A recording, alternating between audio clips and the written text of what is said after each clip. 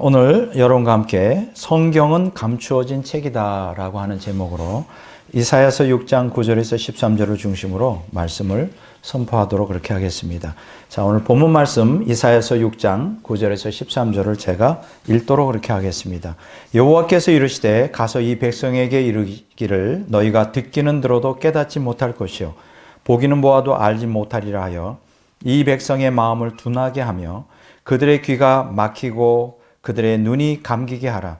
염려하건대 그들이 눈으로 보고 귀로 듣고 마음으로 깨닫고 다시 돌아와 고침을 받을까 하노라 하시기로 내가 이르되 주여 어느 때까지니까 하였더니 주께서 대답하시되 성읍들은 황폐하여 주민이 없으며 가옥들에는 사람이 없고 이 토지는 황폐하게 되며 여호와께서 사람을 멀리 옮기셔서 이 땅 가운데 황폐한 곳이 많을 때까지니라. 그 중에 10분의 1이 남아 있을지라도 이것도 황폐하게 될 것이나 밤나무와 상수리나무가 배임을 당하여도 그 그루터기는 남아 있는 것 같이 거룩한 씨가 이 땅의 그루터기니라 하시더라. 아멘. 오늘 이제 말씀이 이제 좀 특별한 말씀이 되겠습니다. 물론 항상 특별하지만 자, 오늘 지난번에 설교가 성경은 하나님의 책이다라는 제목으로 여러분 기억나시죠? 디모데후서 3장 15절 17절 본문으로 설교했습니다. 자, 저는 지난번에 이제 성경은 하나님의 책이다라는 제목으로 디모데후서 3장 15절에서 17절을 본문으로 설교하였습니다.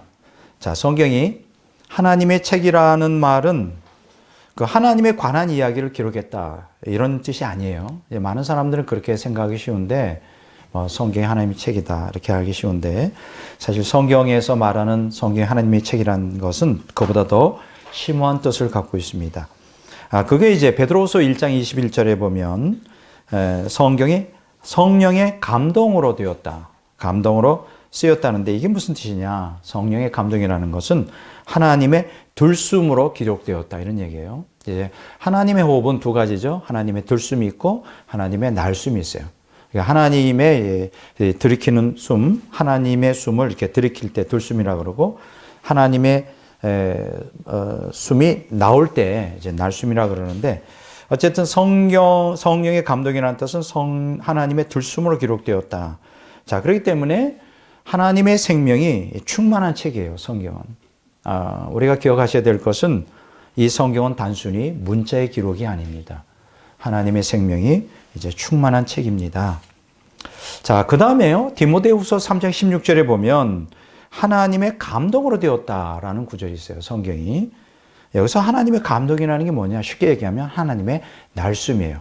이 충만한 하나님의 생명이 이 성경 안에 있는데 그것이 읽는 사람에게 생명이 뿜어져 나온다. 그에게 생명이 이제 전달된다.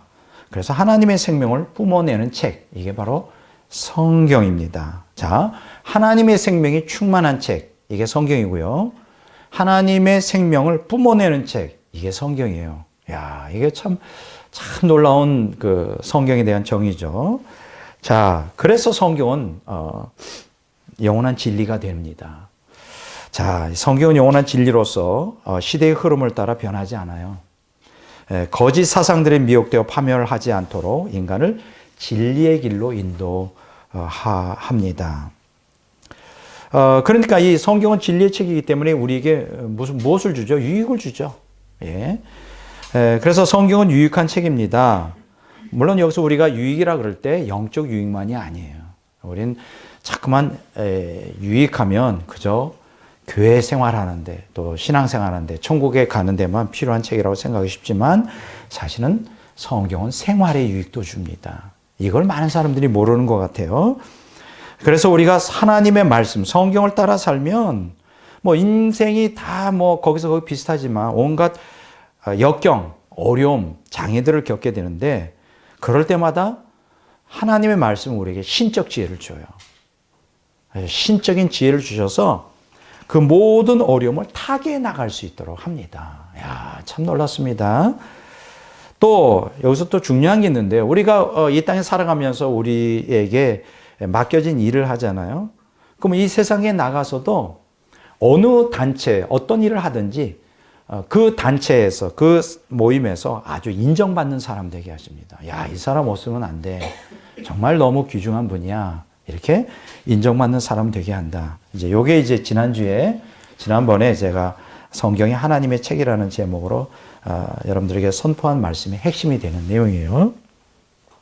자, 오늘 저는 다른 각도로 좀 접근하려고 합니다. 이렇게 하나님의 생명의 책, 막 생명이 충만한 책이고 또 이 성경을 읽는 사람에게 막 하나님의 생명이 뿜어져 나와서 온갖 진리로 또 온갖 영적 또 생활의 유익을 주는데 그냥 성경을 읽는다고 해서 그런 역사가 일어나느냐 하는 거예요. 절대 그렇지 않다.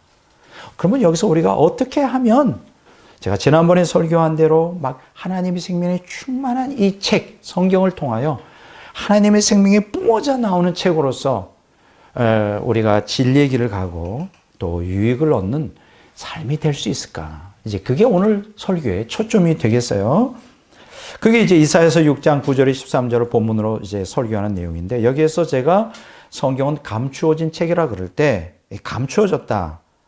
그럼 무슨 뜻일까? 성경을 읽지 못하도록 숨겨놨다 이런 뜻이 아니에요.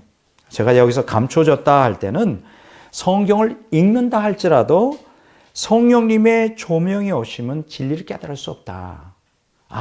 여기서 깨닫게 되는 거는 성경이 하나님의 생명으로 충만하고 또 성경을 읽을 때 이게 하나님의 생명이 이 책에서 뿜어져 나와서 나를 진리의 길로 또 영적 생활의 유익을 준다 그랬는데 그냥 무조건 읽으면 되느냐? 아니라는 거예요. 이걸 성경을 100번 읽고 1000번 읽어도 성령의 조명이 없으면 이런 역사가 일어나지 않는다.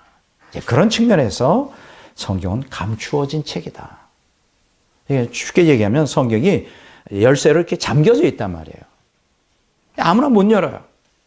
여러분 어떤 자물쇠, 자물통, 자물쇠로 잠겨져 있으면 그걸 열려면 어떻게 해야 되죠? 반드시 거기에 맞는 열쇠가 있어야 돼요. 열쇠로 많이 여는 것처럼 똑같습니다. 성경도 이렇게 자물통으로 잠겨져 있어. 근데 이거는 아무나 열지를 못해. 아무도 열지 못해요. 그 잠겨져 있는 자물통을 여는 유일한 열쇠가 있어요. 그게 뭘까? 그러면 성경을 읽어도 그 자물통이 열리지 않으면 생명의 역사가 일어나질 않아. 이 지식적으로만 이 머리에 축적돼. 여러분, 성경을 어떤 사람들은 막 다 외워요. 그리고 많은 지식을 갖고 있어. 요새같이 유튜브가 발달된 이 시대에는 기독교인들이 설교만 가지고 만족을 못해. 요새 얼마나 무서운 시대인지 몰라요. 교인들이 다 파악하고 있어. 그 목사의 수준을. 왜냐하면 유튜브에 수없이 많은 좋은 설교를 다 들어서 막 지식이 그냥 아주 가득 차 있어요. 다 앉아서 판단하고 있다니까. 오늘 우리 목사님 설교는 10점밖에 안 돼. 그러니까 오늘 헌금도 10점만큼 할 거야. 이렇게. 오늘 웬일이야. 우리 목사님 50점이네. 야, 오늘 히트 쳤다. 홈런 80점이야. 다 따지고 있다니까요. 아마 많은 목사님들이 잘 모르실 거예요. 교인들이 다 판단하고 있다는 거. 근데 문제가 뭐냐. 성경을 지식적으로 아무리 설교를 통해 성경을 읽는다 할지라도 이게 진리가 안 돼요. 야, 우리 하나님 참 놀라운 일을 행하시는데 성경을 그냥 읽는다 그래서 이게 진리로 깨달아지는 게 아니에요. 감춰져 있어요. 자물통으로 딱 잠겨져 있어. 여러분, 지식은 인간을 교만하게 해요. 오늘날 교인들이 얼마나 교만한지 몰라. 난 목사보다 더 많은 걸 알고 있다. 이렇게. 진리는 사람을 거룩하게 합니다. 성경은 진리의 책인데 이게 이렇게 자물통으로 딱 잠겨져 있으니까 진리가 전달이 안 되고 지식으로만 받아들이는 거예요. 생명이 없는 거지, 지식이. 이해가 되죠? 그럼 왜 그런 일들이 일어나는가? 왜 그런 정말 이런 일들이 일어나는가? 그럼 어떻게 하면 우리가 감춰진 성경을 열어서 진리를 만날 수 있을까? 이제 이게 오늘 설교의 핵심이 되겠습니다. 성경은 하나님의 들숨이에요. 그렇죠? 성령의 감동으로 기록되기 때문에 하나님 생명으로 충만해요. 그와 마찬가지로 성경은 하나님의 날숨이에요. 그래서 하나님의 생명이 거기서 뿜어져 나와. 야, 그러니까 우리가 성경이 열려 이 하나님의 생명을 경험할 수만 있다면, 아니 맛만 본다면 이게 와, 우리가 말하는 대로 대박. 예. 다 우리 성경 갖고 있잖아요. 우리 한국엔 아마 집에 성경 몇 권씩, 최소한도 뭐 몇 권씩, 어떤 사람은 10권씩 갖고 있는데, 이 부자지. 근데 왜 그렇게 성경을 통하여 우리는 하나님의 생명을 경험하지 못하는 것일까? 야, 그걸 좀 한번 깊이 생각해 보도록 그렇게 하겠습니다. 뭐가 있었다 그랬죠? 그 성경을 여는 열쇠가 뭐라 그랬죠? 성령의 조명. 예, 기억하십시오. 성령의 조명이 있어야 이게 열려요. 예수님께서 요한복음 5장 39절에 이런 말씀하셨어요. 너희가 성경에서 영생을 얻는 줄 생각하고 성경을 연구한다. 여러분, 예수님은 선포하셨어요. 성경이 영생의 말씀이에요. 생명의 말씀이에요. 알고 있어요, 유대인들은. 유대인들이 알고 있다고. 그래서 유대인들은 성경, 토라를 목숨처럼 여겼던 사람이에요. 근데 많은 유대인들이 왜 생명의 책인 성경을 통하여 생명을 얻지 못하는 것일까? 이들은요, 얼마나 성경을 연구하는지 몰라요. 여기 보면 성경을 연구한다고 했어요. 연구한다는 헬라어 원어는 마치 그 굶주린 짐승이 먹이를 찾는 것처럼 막 찾아다니는 거예요. 야, 그런데 왜 많은 유대교인들, 기독교인들이 성경을 읽고 연구하는데 왜 생명을 맛보지 못하고 왜 생명을 경험하지 못할까? 그럼 여기서 또 한 가지 질문은, 그럼 어떻게 해야 성경을 통하여 하나님의 생명을 경험할 수 있을까? 야, 대단한 거예요. 이 땅에 유일한 하나님의 책은 성경밖에 없어요. 야, 와, 대단한 거예요. 자, 이제 그것이 오늘 제가 여러분들이 이것이 알고 싶다. 그래서 이것이 오늘 이제 설교의 핵심이 되겠습니다. 자, 오늘 본문 말씀에 보면 아주 이상한 기록이 나타나요. 이사야서 6장 9절 10절에는 우리 보통 이성과 논리를 갖고 있는 사람은 도저히 충격적이라 납득이 안 되는 말씀이에요. 무슨 내용이냐? 이사야서 6장 9절에 보면 여호와께서 이르시되 가서 이 백성에게 이르기를 너희가 듣기는 들어도 깨닫지 못할 것이요 보기는 보아도 알지 못하리라. 이게 무슨 얘기일까? 듣기는 들어도 깨닫지 못한다? 보기는 보아도 알지 못한다? 문자적으로 번역하면 이런 얘기예요. 너희는 계속 들어봐. 하지만 너희는 깨닫지 마라. 더 이상하죠? 아마 그런 내용인 줄 몰랐을 거예요. 자, New King James 버전에 보면 이렇게 번역되어 있어요. Keep on hearing, but do not understand. Keep on이란 뜻이 뭡니까? on이 붙으면 뭡니까? 계속 지속적으로 뭘 하는 게 계속 듣는 거예요. 생명을 얻고자 계속 들어요. 읽어요. 근데 이해가 안 돼요. 여러분, 성경은 참 이상한 책이에요. 왜냐하면 박사기를 갖고 있다 그래서 성경 헬라어 히브리어에 능통하고 성경을 일생 연구한다 그래서 성경이 이해가 되는 책이 아니에요.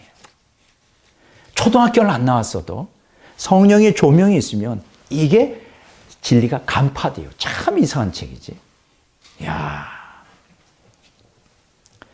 여기 증보성경 Amplified Bible에 이렇게 나와 있어요. 자세히 hear and hear continually. continually가 뭡니까? 지속적으로 계속해서 반복적으로 계속 들어봐. But understand not. 그러나 이해는 하지 마라. 누구 놀리는 거예요?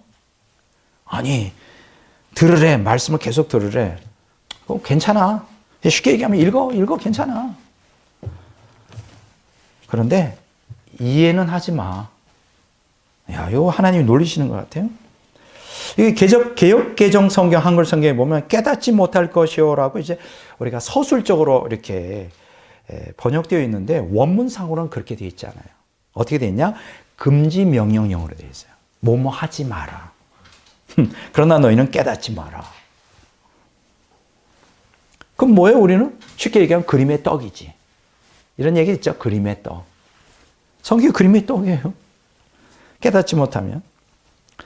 자, 근데 그 다음에 이어지는 문장이 더 참 기가 막혀. 문자적으로 해석하면 너희는 계속해서 보고 또 보아라. 하지만 마음으로 인식하지는 마라. 이것도 명령형이에요. 금지 명령형.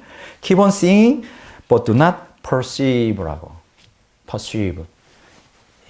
이 본질적으로 그거를 파악하지 말라. 뉴 킹 제임스 버전 나와요. Amplified Bible 증보성경에 이렇게 나와요.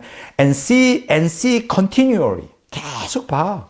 But do not apprehend with your mind. 너의 마음으로 그것을 이해하지는 마라. 마음으로 이해가 안 된대요. 머리로는 지식으로는 쌓을 수 있어요. 마음으로 이해가 안 돼.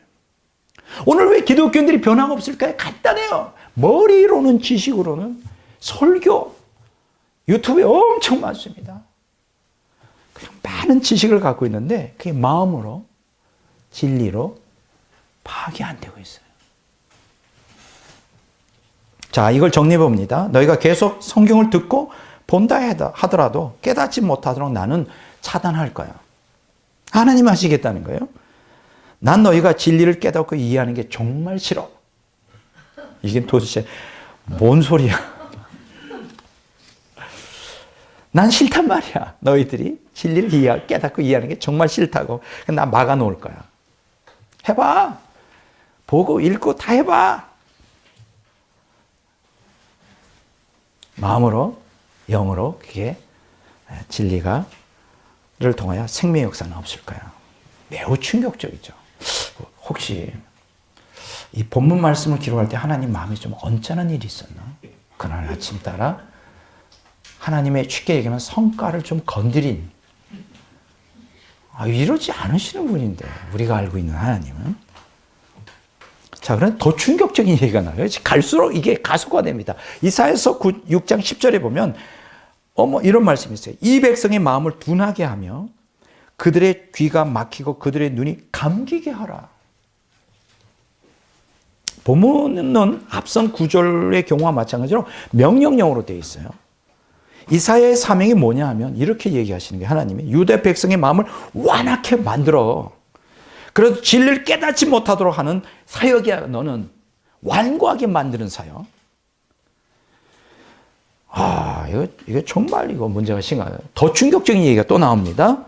이사야서 6장 10절 하번 보였나요? 염려하건대 그들이 눈으로 보고 귀로 듣고 마음으로 깨닫고 다시 돌아와 고침을 받을까 하느라. 이건 또 무슨 얘기야? 하나님이 염려한데 뭘 염려해? 저들이 깨닫고 회개하고 돌이켜서 진리를 할까 봐 걱정이야 이게. 구원받지 못하게 해. 자, 이사야, 너에게 주신 사명은 그거다. 차단해. 완악하게 만들어. 단단히 우리 하나님 삐지신 것 같아요. 이 성경 어디에도 좀 이게 이런 구절, 이 극한 구절들은 많이 나오지 않는 것 같은데, 이 본문을 다시 번역하면 이런 얘기예요. 이사야로 하여금 저들이 영적으로 각성되어 하나님께 돌아옴으로 치유와 회복을 받지 못하도록 하라는 명령이에요. 그리고 이어지는 이사야서 6장 11절 12절에 보면 그 결과물에 대해서 나옵니다. 남유다 백성들이 철저히 파멸할 때까지. 그러면 언제까지 완악하게 하느냐? 남유다 백성이 다 멸망할 때까지. 진리를 깨닫지 못하고 완악하게 하는 예언 사역을 계속해. 나도 이 정도는 아니겠다. 하나님이 너무 마음이 좀 좁으신 게 아닌가. 자, 그런데요. 또 다른 성경 구절은 이거와 정반대되는 말씀을 하세요. 그러니까 하나님이 이랬다 저랬다 하시나 봐. 기분이.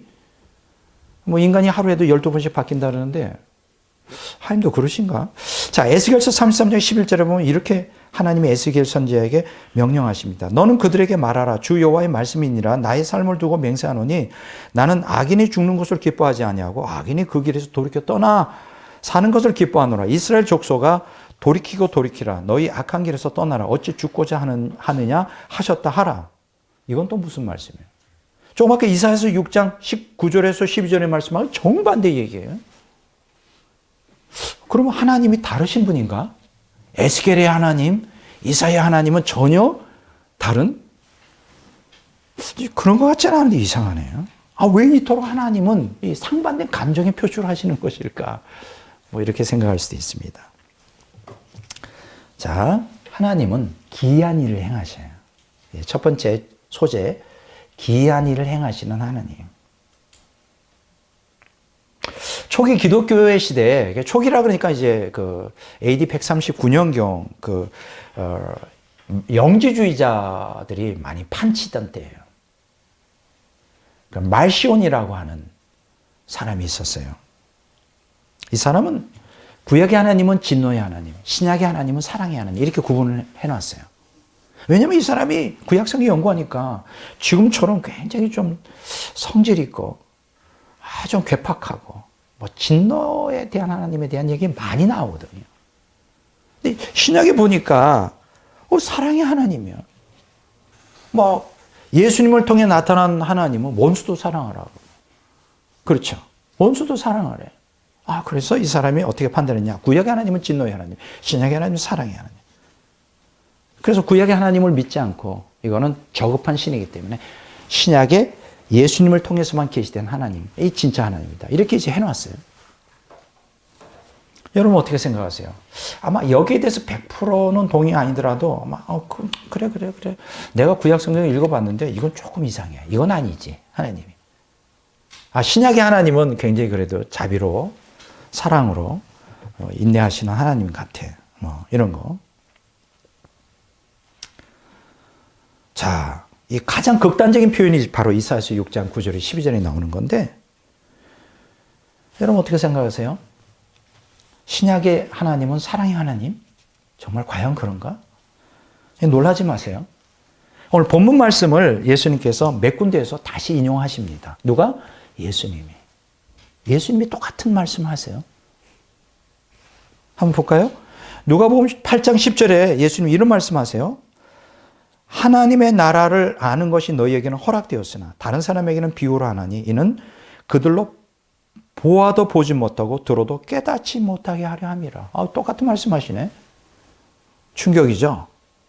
요 같은 내용을 다시 반복하고 있는 마가복음 4장 11절 12절에 보면 이런 말씀이 있어요. 하나님의 비밀을, 하나님 나라의 비밀을 너희에게는 주었으나 외인에게는 모든 것을 비유로 하나니 이는 그들로 보기는 보아도 알지 못하며 듣기는 들어도 깨닫지 못하게 하여 돌이켜 죄사함을 얻지 못하게 하려 함이라. 예수님도 똑같이 반복하세요.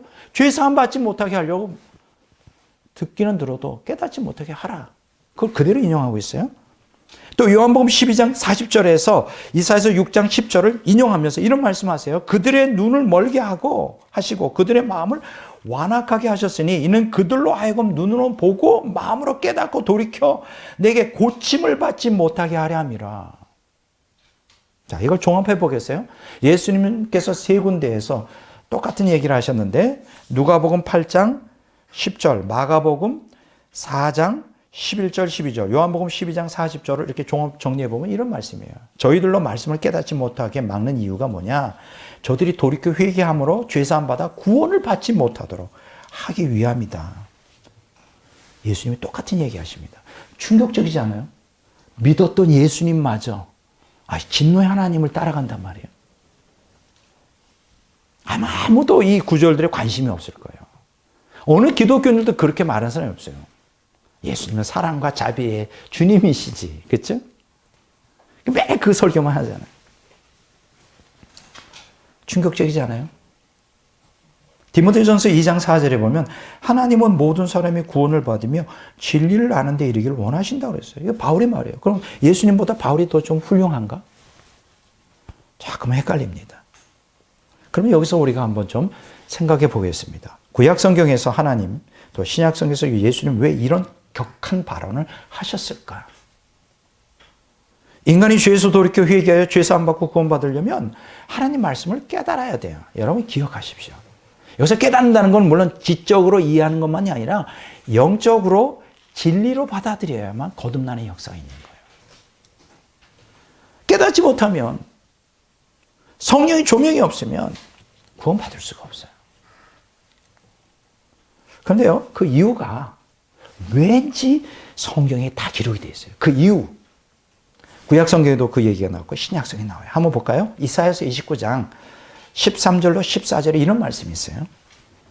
주께서 이르시되 이 백성이 입으로는 나를 가까이 하며 입술로는 나를 공경하나 그들의 마음은 내게서 멀리 떠났나니 그들이 나를 경외함은 사람의 계명으로 가르침을 받았을 뿐이라. 그러므로 내가 이 백성 중에 기이한 일, 곧 기이하고 가장 기이한 일을 다시 행하리니 그들 중에서 지혜자의 지혜가 없어지고 명철자의 총명이 사라지리라. 왜 하나님께서 그렇게 말씀을 차단하라고 하신 이유가 여기 있구나. 이유가 뭐예요? 입술로만 하나님을 경외한다고 그래요. 사람도 잘 안 속죠. 입술로. 물론 처음에는 속을 수 있어요. 근데 사람을 자꾸 겪다 보면 영적인 존재라 그 사람이 말하는 게 진실인지 아닌지 다 알아요. 하나님은 어떤 분이요? 다 알고 계시잖아. 그러니까 하나님은 입술로만 하나님을 경외한다? 하나님을 믿겠다? 안 믿어요. 하나님이 질리는 거야. 저런 사악한 인간들. 말로만 하네, 말로. 그래서 이렇게 격한 표현을 하시는 거예요. 마태복음 7장 6절에는 더 이거보다 뚜렷한 강한 말씀을 아주 직선적으로 하셔요. 거룩한 것을 계획해 주지 말며 너희 진주를 돼지 앞에 던지지 마라. 그들이 그것을 발로 밟고 돌이켜 너를 찢어 상하게 할까 염려하라. 거룩한 걸 계획해 줘봐야 가치를 몰라요. 진주를 돼지 앞에 던져봐야 가치를 몰라. 주지 말라는 거예요. 하나님의 말씀은, 하나님의 진리는 너무나 귀중한 거라. 그 가치를 알고 그것을 위하여 헌신하고 그걸 위해 목숨을 바칠 자들에게 줘야 이게 가치가 있지. 그렇잖아요. 그렇지 않으면 이게 하나님의 영광이 땅에 떨어져요. 하나님이 영광이 땅에 떨어진다. 이사야서 29장 13절 14절 마태복음 7장 6절 종합해 보면요. 왜 하나님이 진리의 말씀, 생명의 말씀을 깨닫지 못하도록 성령의 조명을 차단한 이유를 알 수가 있어요. 곧 하나님은 마음에서 우러나오는 참된 회개야 말씀 순종 없이 자기 욕망을 채우고자 종교 행위를 하는 그 거짓과 위선을 정말 싫어한다. 여러분, 하나님이 정말 싫어하는 게 하나 있어요. 사람이 죄 짓는 것도 싫지만 그보다 100배 더 싫어하는 게 있어요. 이 거짓, 위선. 우리가 최소한도 여러분, 최소한도 우리는 정직해야 돼요. 하나님은. 있는 그대로 나오라. 하나님을 어떻게 숨겨요? 어떻게 하나님을 속일 수 있느냐? 하나님은 불의한 자가 성경의 진리에 접근하지 못하도록 저들이 성경 읽을 때나 설교를 들을 때 성령의 조명과 성의 역사를 아예 차단해버려요. 그럼 들어도 무슨 얘기인지 못 알아듣죠. 예. 그래서 저들이 구원을 얻어 천국에 들어가고자 애를 쓰며 성경 읽고 설교를 들어도 깨닫지 못하게 해요. 참 이게 아주 기이한 일이에요. 놀라운 일이에요. 여러분, 이러한 성경의 특성이 순수하고 진실된 성도들에게는 얼마나 다양한 일인지 몰라요. 여러분 한번 보세요. 이 세상 보세요. 곤모, 술수, 사기, 거짓 가득 차 있죠. 정말 정신 똑바로 차리지 않으면 생존하기 어려운 세상이에요. 이 땅에서는 순수하고 단순하고 어린애같이 깨끗한 마음을 가진 사람이 살기에는 너무 힘든 세상이에요. 그렇잖아요. 우리 한국 사람들이 세계에서 최고로 머리가 좋아요. 그래서 이 문명은 발달해도 그게 쓰임 받지만 사기치는데도 최고로 머리가 좋아. 이 중국 사람들도 참 대단한 민족이에요. 어떻게 달걀을 갖다가 만들어낼 수 있냐, 인간이. 정말 놀라. 정말 놀라. 다 만들어. 사기치는데, 근데 그거는요, 수준이 낮아. 그게 한두 번 속으면 안 돼요. 우리는요, 얼마나 머리가 좋은 민족인지 몰라요. 사기치는데도 머리가 굉장히 뛰어납니다. 그런데 이런 사회, 이 세상, 이러한 나라에서 순수하고 깨끗한 마음을 가지고 참 성공적인 인생을 살기 어려운데 정말 다행한 건요. 세상은 그게 통할지 모르지만 하나님은 절대 그게 안 통해요. 하나님을 속이는 자체가 힘들어요. 그러니까 하나님 앞에 나가려면 여러분 세상이 하던 방식 다 내려놔야 돼요.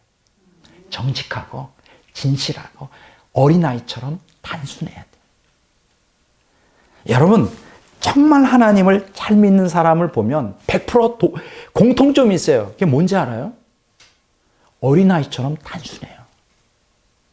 단순해, 순수해요. 그게 얼마나 감사한지 몰라요.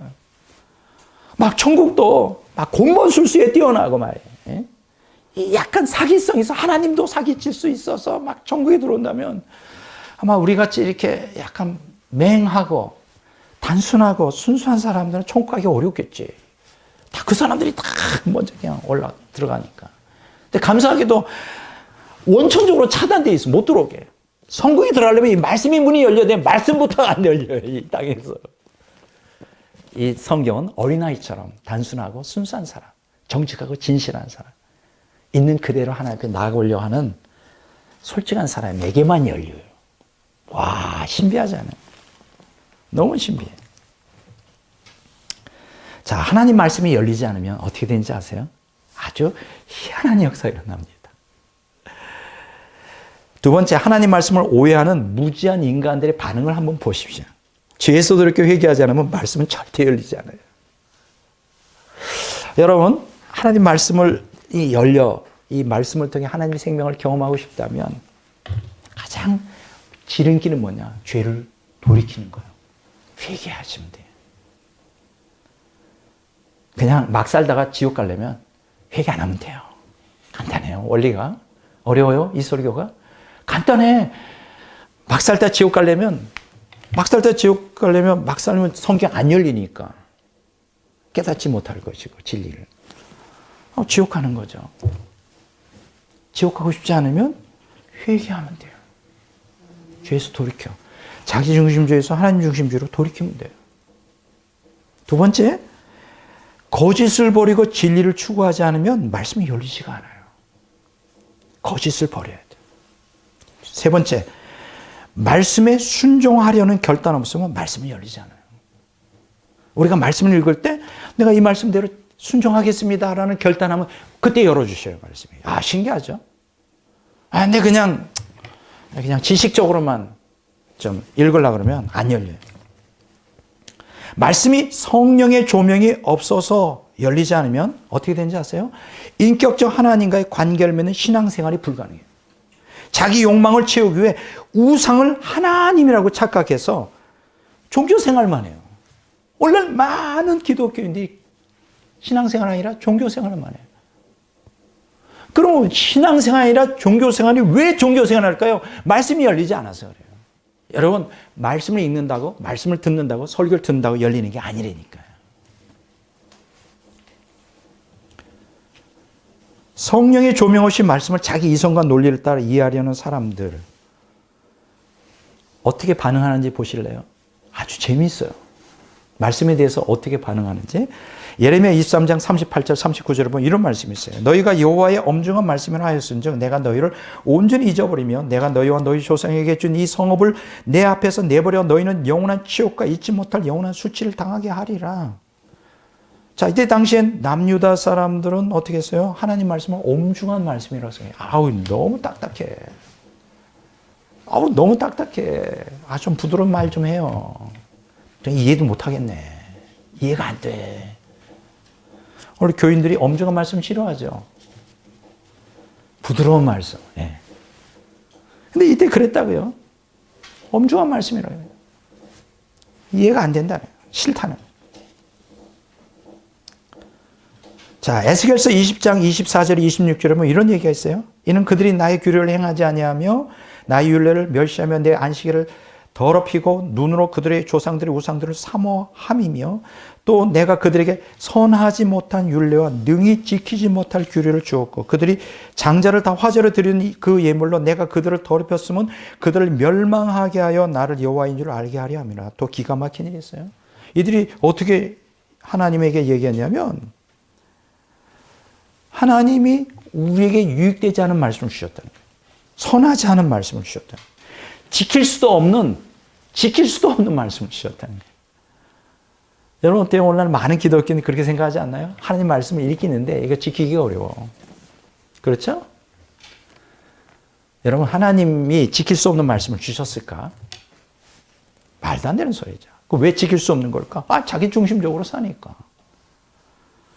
지킬 수 없는 말씀을 주셨다는 거예요. 자, 그런데 어떤 말씀이, 여기 참 재밌는 게 많아요. 장자를 다 화제로 드리는 예물로 하나님께 바치라고 하나님 그렇게 말씀하셨다. 오해하는 거예요. 여러분, 그때 당시에 중군동에는 그 장자를 자기가 믿는 신에게 제물로 바치는 게 풍습이었어요. 근데 성경에도 보면 그런 얘기가 나오거든요. 장자를 내게 바쳐라. 그걸 어떻게 이해하느냐면 여기서 바치라고 하는 하나님의 의도는 헌신시켜라는 뜻이 죽여서 내 제물로 바치라는 게 아니거든. 이게 오해하는 거예요, 이게. 여러분 어떻게 하나님이 그렇다는 거예요. 그렇게 하라고 했다는 거예요. 자기 장자를 죽여서 제물로 바치라고 했다는 거예요. 하나님 그렇게 말하지 않았거든. 그러니까 여러분이 말씀이 열리지 않으면 이걸 이성과 논리로 이해하려면 이게 이해가 안 돼요. 자꾸 오해하게 돼. 막 오해를 시켜. 하나님. 여러분 아담과 하와가 타락할 때도 오해를 시키잖아, 하나님. 하나님이 사랑의 하나님이라는 걸 믿지 못하도록 자꾸만 섭섭한 마음을 주잖아요. 마귀가 하는 짓이에요. 말씀이 열리지 않으면 그런 일이 생긴다니까요. 세 번째, 호세아서 8장 11절 12절에 보면 에브라임은 죄를 위하여 제단을 많이 만들더니 그 제단이 그에게 범죄하게 하는 것이 되었도다. 내가 그를 위하여 내 율례를 10,000가지로 기록하였으나 그들은 이상한 것으로 여기도다. 하나님이 우리에게 말씀을 주셨는데 우리가 이상하게 생겨. 야, 이상하네 이 말씀. 이거 뭐야. 이해가 도대체 안 돼. 이상하다는 게 이상해. 네 번째, 예레미야서 6장 10절 11절에 보면 내가 누구에게 말하며 누구에게 경책하여 듣게 할고 보라 그 귀가 할례를 받지 못하면 이게 뭐예요? 들을 귀가 없다는 거죠. 영의 눈이 열리지 않았다는 거예요. 할례를 받지 못하였으므로 듣지 못하는도다. 보라 여호와의 말씀을 그들이 자기에게 이제는 뭐로 욕으로 하라.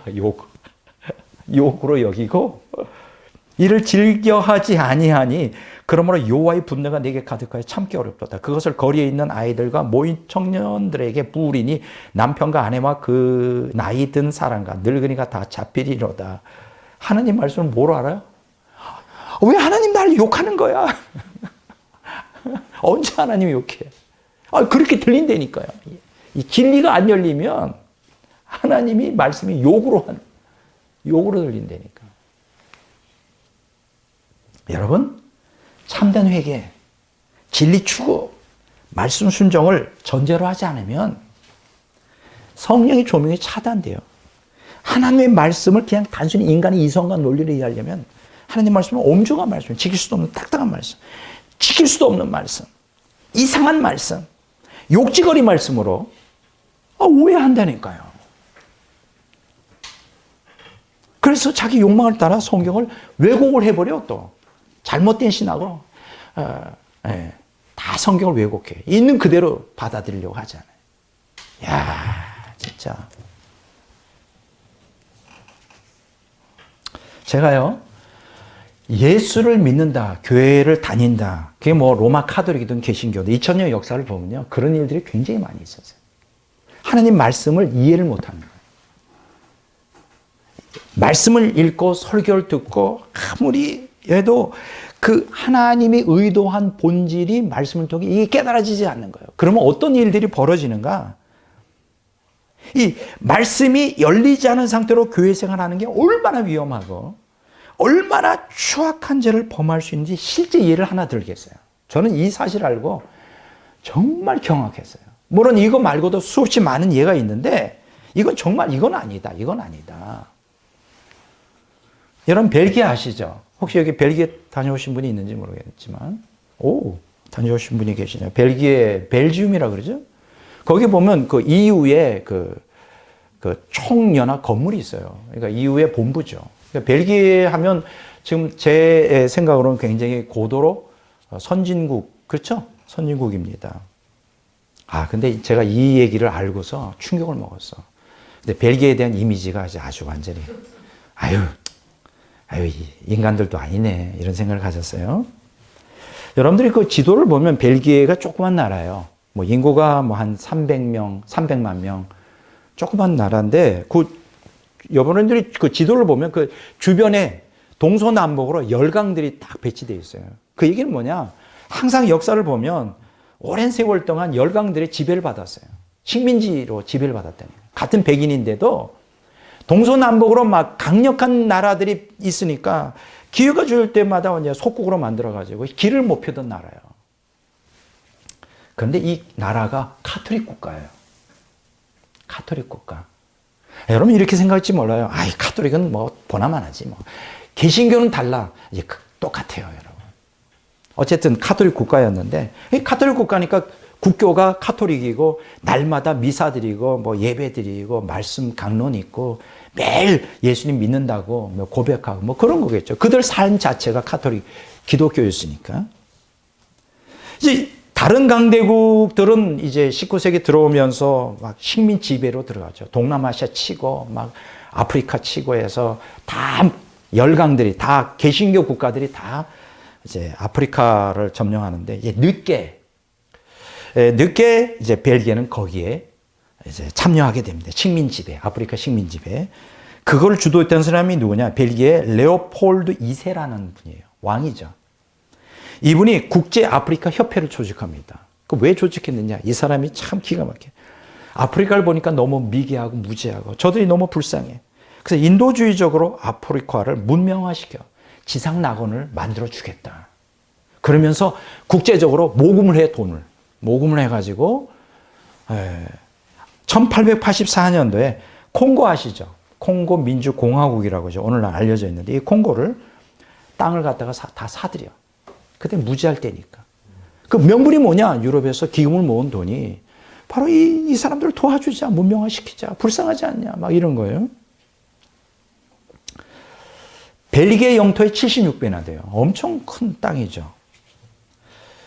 그런데요, 이 벨기에 사람, 이 왕을 중심으로 벨기에 사람들이 콩고에 무지막지한 착취를 합니다. 그때 주로 착취했던 뭐 주산물이 뭐냐고 고무였어요. 고무. 이때가 마치 1800년대 후반 고무 타이어가 이제 개발되면서 자전거나 혹은 자동차에도 고무를 대잖아요. 그러니까 수요가 굉장히 급증하는 거예요. 근데 이 벨기에에 이 고무 나무가 많고 그래서 이 고무 원액을 채취하는 거를 이제 전 국민적으로 강요하게 됩니다. 예. 이제 그러면 고무나무에 올라갔다가 뭐 떨어질 수가 있잖아요. 그런 사고가 나는데 떨어져서 다치거나 뭐 죽기도 해요. 그럼 끝이죠. 자, 그런데 이제 여기서 중요한 게 뭐냐면 고무나무 수에게 할당량을 정해 놓는 거예요. 각 사람에게 할당량을 정해놔서 하루에 할당량이 안 채워주면 어떤 짓을 하는지 알아요? 가톨릭 교도니 이들이 손을 하나 자른다니까. 할당량 안 해주면.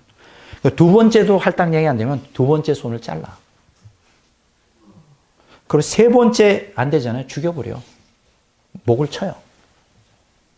나 이 얘기 듣고 이들이 마귀야. 이들이 하나님을 믿는 사람이야. 어떻게 성경을 읽었다면 뭐 읽었겠죠. 어떻게 이런 못된 짓을 할 수 있을까? 근데 더 기가 막힌 건요. 이렇게 사람이 죽잖아요. 그러면 그 할당량이 누구에게로 가느냐? 그 인근의 그 가족이나 친척에게 넘어가. 그러면 원래 이 죽었던 사람의 할당량이 100이라면 그 100의 할당량이 다른 사람에게 또 100이 합쳐서 200이 될 거 아니에요.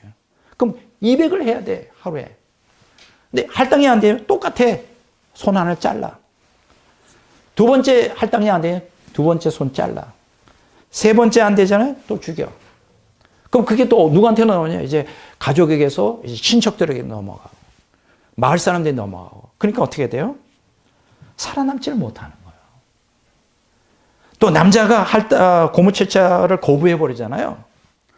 그의 부인을 강간해버려. 그리고 아예 그 남자를 죽이고, 남자가 할당된 고무역을 가져와야만 아내를 또 데려갈 수도 있어요. 이렇게 해가지고 수많은 콩고 마을들이 완전히 마을 자체가 사라져버렸어. 다 죽어버렸어. 야, 악마 중에 악마다. 어떻게 하나님을 믿는다는 사람들이. 이것만이 아니에요, 여러분. 2000년 역사를 보면 기독교인들이 너무 못된 짓을 했어. 왜 그랬을까, 그러면? 신기하잖아요? 왜 예수를 믿는데, 성경의 핵심은 하나님 사랑, 이웃 사랑인데, 하나님을 입술로는 사랑하고 경외한다면서 왜 이웃 사랑을 못하느냐. 오늘 한국 기독교도 똑같지 않아요? 하나님을 사랑한대. 믿음이 좋다고 그렇게 부르짖어, 오늘날 한국 기독교인들이. 근데 왜 이웃을 사랑하지 않느냐? 예? 사랑 안 해요. 이웃 사랑 없어요. 그러면서 자기는 신앙이 좋대. 이게 얼마나 기가 막힌 현실이에요. 이때 얼마나 죽었는지 알아요? 3천만 명이 죽습니다. 콩고 사람들. 거의 대부분 다 죽은 거예요. 3천만 명. 어떤 사람들은 800만 명이라고. 거의 씨가 마를 정도로 다 죽였어요. 자, 이렇게 번 돈 가지고, 이 악한 돈 가지고 어떻게 했는지 알아요? 벨기에의 브레셜의 개선문이라고 있어요. 큰 거. 그거 짓는데 그 돈을 투입하고요. 테르뷰렌시의 중앙아프리카 박물관을 짓고, 앤트워프의 중앙 철도역을 짓는데 그 돈을 다 투자합니다. 그러니까 여러분, 벨기에 갈 때마다, 야, 이런 아름다운 건물들이 이 피의 돈이구나. 이렇게 콩고 사람들의 목숨을 대신하여 지은 거구나. 오늘 유럽에도 그렇고 미국도 그렇고 다 그래요, 여러분. 다 노예들 다 그냥 착취해서 그렇게 지은 거예요. 여러분, 우리 대한민국은 기적의 나라예요. 한강의 기적이 아니라 하나님의 기적이에요. 왜 그런지 알아요? 대부분의 일본도 그렇고 유럽 열강도 그렇고 다른 나라도 다 노예나 이렇게 아프리카나 동남아시아 이걸 다 착취해서 그 피해 대가로 그 문명을 발전시켰는데, 우리나라는 유일하게, 정말 유일하게 그런 짓 안 하고 그냥 열심히 노력해서 이 나라를 이렇게 부강하게 만든 거예요. 유일한 나라입니다. 그런 데서는 우리 하나님께서 이 나라를 아직도 버리지 않는 이유가 그렇게 했어요. 왜 이런 벨기에가 이런 못된 짓을 했을까? 그들이 가톨릭 국가인데. 간단해요. 성령의 조명이 없는 거지. 악인에게 하나님이 열어주시겠어요?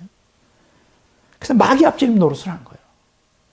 우리가 이 역사적 교훈을 통해 뭘 깨닫습니까? 우리가 단순히 교회 생활하는 것만 가지고 안 된다. 우리가 교회 다니면서 그냥 종교 생활만 가지고 안 된다. 그래서 적당히 어떻게 종교 생활하다가 천국 갈 생각하지 마라. 본질적으로 죄에서 돌이키고 진리를 갈망하고 말씀에 순종하겠다는 이 결단 없이는 진리가 열리지 않아요. 세 번째로, 하나님의 말씀이 열려 생명을 얻으려면 어떻게 되느냐. 많은 사람들이 착각하는 게 있어요. 그게 뭐냐면, 하나님의 은혜를 받으면 말씀이 그냥 열린다고 생각해요. 어떤 사람들은 은사로 그냥 몇 장 몇 절 이렇게 받는 사람들이, 그게 열리는 거 아니에요. 열리는 게 아니니까, 은사로. 하나님의 은혜를 받았다고 해서 하나님의 성령의 은사를 많이 경험했다고 해서 말씀이 열리는 게 아니에요. 이게 착각해요. 거룩하고 죄를 회개하고 진리를 갈망하면서 말씀에 순종하고자 하는 영적 투쟁 없이 하나님 은혜 경험할 수 있어요. 이건 값없이 주는 거예요. 하나님의 은혜, 성령의 은사 값없이 주는 거예요. 왜 주실까? 회개하라고, 진리를 갈망하라고. 너가 맛보았지, 하나님의 은혜, 은사를 맛보았지. 이제는 정말 말씀에 순종하라고 주시는 거지. 그것 자체가 천국문이 열리는, 천국 들어가는 하나의 티켓이 아니라니까요. 하나님 은혜와 은사. 이걸 착각해, 사람들이. 하나님의 말씀이 열리려면 딱 세 가지예요. 첫째가 뭐냐? 참된 회개가 있어야 돼. 두 번째 뭐냐? 진리를 추구해야 돼. 세 번째 뭐냐? 말씀 순종하고자 하는 결단이 있어야 돼. 그러면 열려요. 이거 없으면 은혜를 아무리 많이 받아도, 성령의 은사를 아무리 받아도 무지한 거예요, 무지. 난 그런 사람 많이 봅니다. 난 처음에 이해가 안 됐어요. 어떻게 하나님 은혜를 경험했는데, 어떻게 성령 은사를 그렇게 크게 경험했는데, 왜 성경이 가르치는 이 생명이 없을까? 왜 저 사람은? 왜 열매가 없을까? 왜 거룩하게 못 살까? 난 그게 정말 희한했어요. 나는 그동안 인생 살면서 수없이 많은 나날 동안 죄를 회개하고 진리의 길로 가려고 그러고 말씀 순종하려고 수십 년 동안 발버둥 치고 정말 나는 은사를 원했거든요. 은사. 그렇게 그냥 20대 때요. 하루가 멀다고 금식 다녔어요. 왜? 하나님을 좀 경험하고 싶어가지고. 근데 잘 안 주시더라고. 어떤 사람은 그냥 얼마나 쉬운지 몰라. 얼마나 쉬운지. 막 방언도 팍팍팍팍 터지고 막 환상 계시 그냥 음성. 아유, 나는 정말. 그때는 하나님 나를 박대하는 줄 알았어요. 근데 지금 보니까 그게 아니더라. 하나님의 은혜를 그렇게 경험했던 사람은, 성령 은혜를 그 경험했던 사람이 다 하나님을 떠나는 거야. 근데 나는 안 떠났잖아. 여기 진국이더라고, 안 떠나는 거. 끝까지 주님께 붙어 있는 거. 여기 진짜 은혜더라고.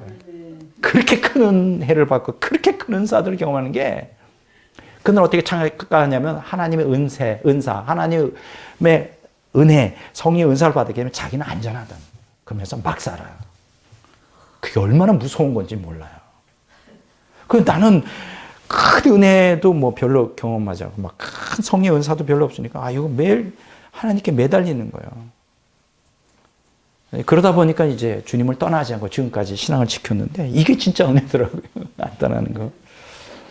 여러분 참된 회개가 있어야 돼요. 이사야서 66장 2절 물은 마음이 가난하고 심령이 통해하며 내 말을 듣고 떠오는 자 그 사람 내가 돌보려. 여기서 가난하다는 게 뭐냐면 겸손하다는 거예요. 어떤 사람이 겸손할까? 내가 죄인이라는 걸 인식할 때 겸손하죠. 참된 겸손이 거기 나와요. 역대하 33장 10절에 13절에 보면 그 므낫세가 크게 겸손해요. 뭐요? 회개했다는 거죠. 자기가 죄인이라는 거. 통회라는 건 회개예요. 이렇듯 본문은 죄를 깨닫고 회개하는 자에게 하나님 말씀은 어떻게 될까? 열려가지고 막 능력이 임하니까 떠오는 거예요. 하나님 말씀 앞에 떠오는 거예요. 나는 여러분들이 하나님 말씀 앞에 떨기를 바라요. 하나님을 경외하고 하나님을 두려워하면요, 우리는 세상을 두려워하지 않게 돼 있어요. 왜 우리가 세상 염려와 세상을 두려워하는지 아십니까? 하나님을 두려워하지 않기 때문에. 하나님이 너무 작게 보이니까. 하나님이 얼마나 대단하신 분이고 하나님 말씀이 얼마나 생명으로 충만하여 그것이 내게 이 땅 살아가는 동안에 생명을 공급해 줄 수 있는 것, 그걸 알면요, 세상 두려울 게 하나도 없어요. 네. 하나님 말씀 앞에 떨 수 있느냐.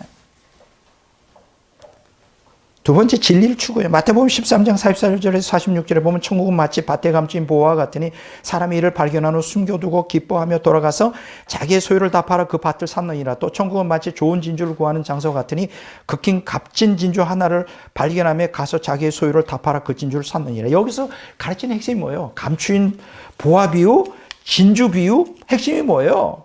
그걸 얻고자 인생을 걸었다는 거예요. 여기서 감추인 보화 비유, 진주 비유의 핵심은 뭐예요? 진리지, 진리예요. 진리.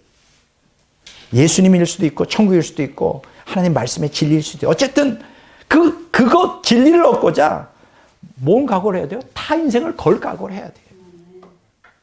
여러분들이 정말 진리를 얻고자 인생을 각오하면요, 거기에 인생을 다 걸 거면 정말 하나님 만나요.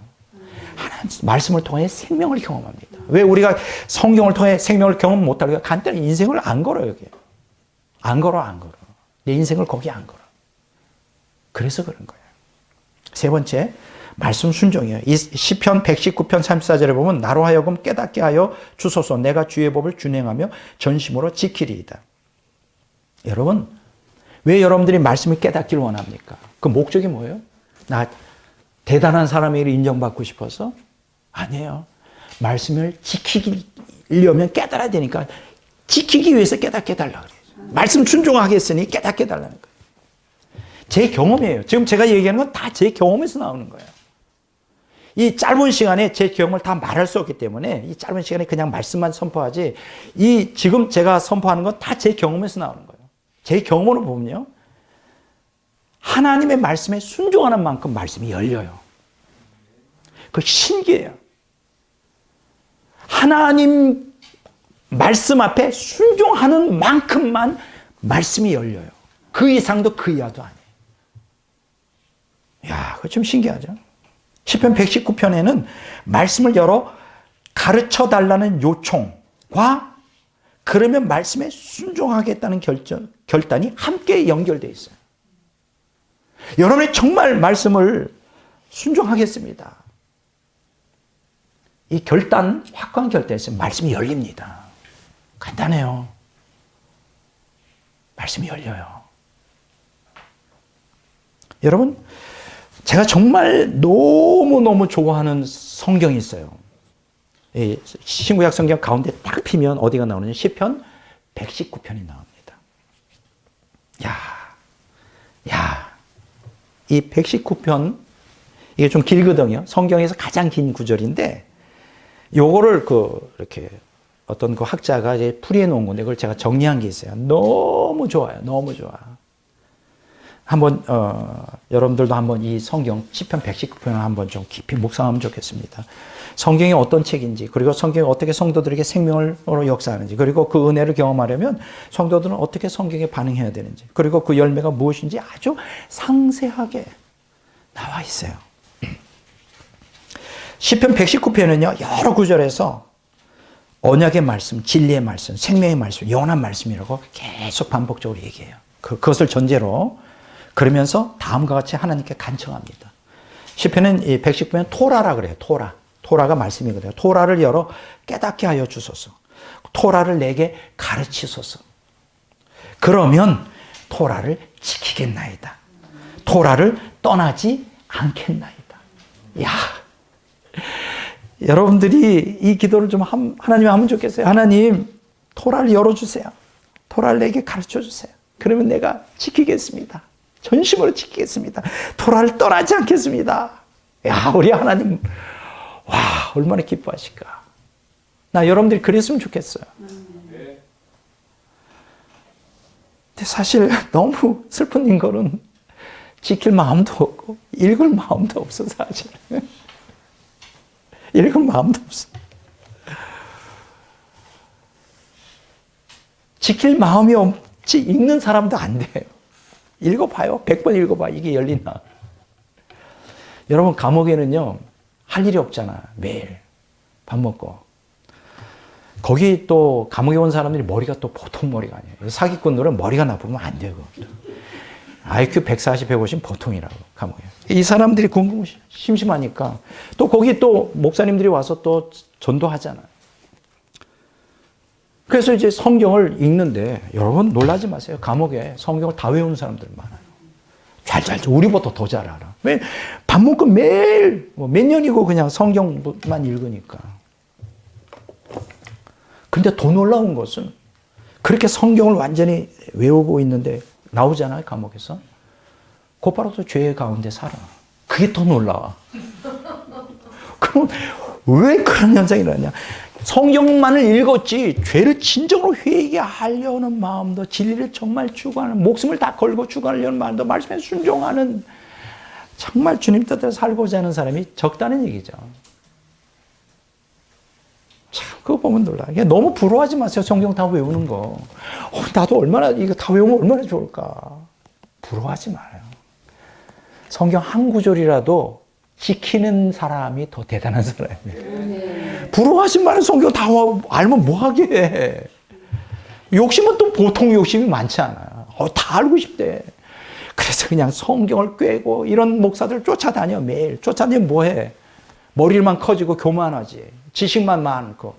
그게 진리로 와닿아서 나를 거룩하게 안 만들면 다 아무 소용이 없어요. 한 구절이라도 그것이 깨닫고 내게 생명이 되면 되는 거예요.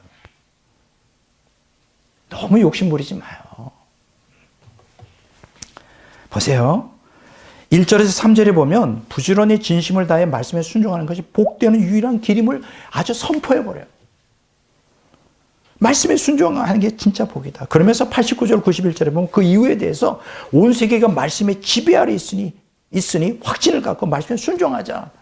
왜 우리가 말씀에 순종하는 게 복이냐? 온 세상이 다 말씀의 원리를 따라 움직이고 있다. 그 말씀을 따라가면 이 원리를 깨닫게 되는 거예요. 이 세상에서. 이야, 대단하죠? 그러면서 이런 말씀을 합니다. 하나님이 토라를 열어주시면 마음에 빛이 비쳐 우둔한 자로 지혜롭게 하며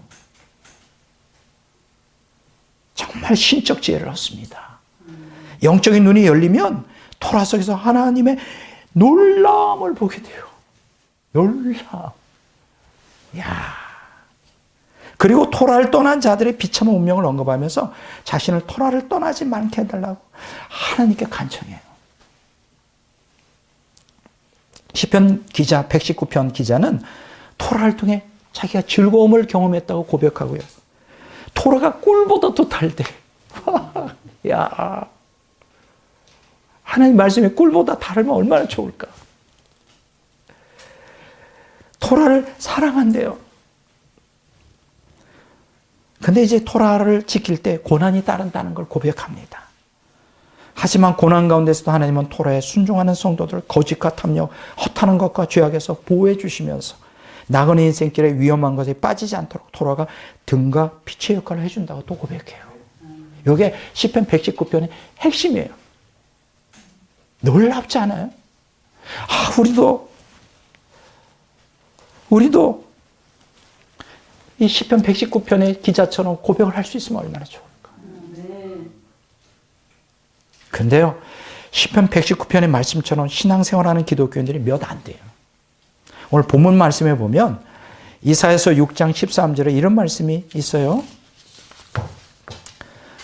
그 중에 10분의 1이 남아있을지라도 이것도 황폐하게 될 것이다. 여기 황폐라는 단어가 반복해서 나와요. 황폐. 근데 그 다 황폐해서 망하고 멸망하고 말씀이 열리지 않으니까 하나님이 다 차단해서. 그런데 10분의 1도 안 된다는 거예요.